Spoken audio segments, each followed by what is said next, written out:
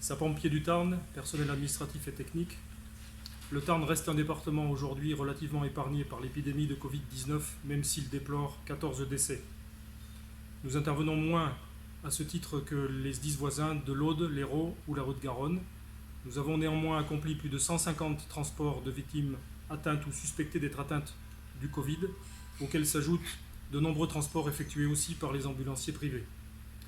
Nous recensons moins de personnel atteint du virus, même si les nouvelles les concernant sont toutes rassurantes aujourd'hui. J'ai évidemment une pensée pour eux.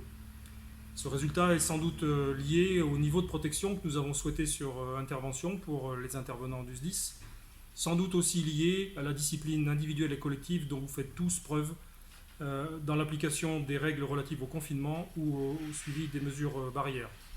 C'est un sens des responsabilités, un sens du service public qui est inestimable et que je salue vis-à-vis de vous aujourd'hui. Lors de son discours lundi, le président de la République a annoncé le maintien de mesures de confinement strictes jusqu'au 11 mai prochain. Mais soyez tous convaincus que le 11 mai prochain, le virus n'aura pas disparu.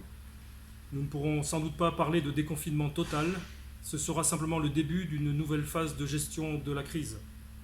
Si tout ne pourra pas reprendre comme avant, il faut se préparer d'ici là à une reprise de nos activités néanmoins.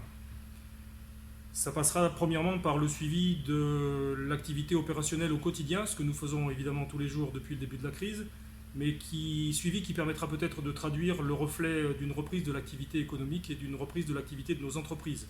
Ça conduira sans doute, certainement, à une évolution des potentiels opérationnels journaliers des centres de secours, et ça nous conduira aussi à une vigilance particulière sur la disponibilité déclarée des sapeurs-pompiers volontaires. Nous devrons nous adapter, nous saurons nous adapter sans délai à cette nouvelle situation. Il s'agira aussi d'apporter une attention particulière au suivi des 47 personnels affectés d'une ALD, d'une affection de longue durée, qui seront probablement appelés à être maintenus en confinement après le 11 mai. Ils perçoivent parfois cela comme une injustice, comme une mise à l'écart, mais c'est une mesure qui est nécessaire. Nous ne voulons prendre aucun risque pour leur santé. Il s'agira enfin d'anticiper les conditions de reprise des activités et des services fonctionnels.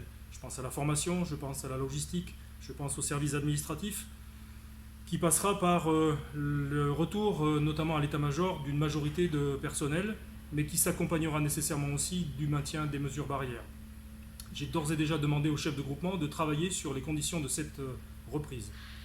À partir du 11 mai, pour vous accompagner dans la phase qui débutera alors, le service incendie a décidé, avec l'accord du président et l'appui financier de l'Union départementale des sapeurs-pompiers du Tarn, dont je remercie le président, de doter chacun des agents du service, chacun des PATS, des volontaires, des professionnels, d'un masque barrière, d'un masque textile, pour que ce masque-là puisse vous être utile dans votre vie au quotidien.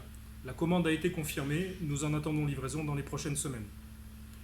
Le président de la République a aussi indiqué qu'il donnait un délai de 2 semaines au gouvernement pour préciser les mesures applicables à partir du 11 mai, nécessaires à l'assouplissement du confinement et à la reprise d'activité.